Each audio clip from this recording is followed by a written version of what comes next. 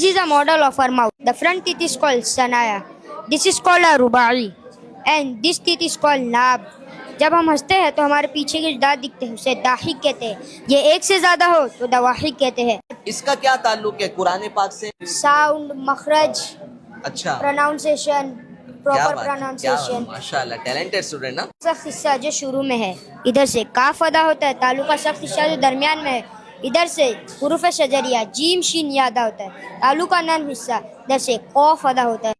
ये है जबान की नोक और ये है जबान का किनारा और ये जबान का सिरा. ये दाएं जानिब से जबान की करवट और ये बाएं जानिब की जबान की करवट. ओके. इससे दुआ अता होता है. नोट बनाया आपने? ये भी क्ले से बनाए? Yes, sir. माशाल्लाह. This is the biological model and this is the Arabic model. So we will explain in Urdu. Okay. ये हल्क का मखरज है, ये दांत का डायग्राम है.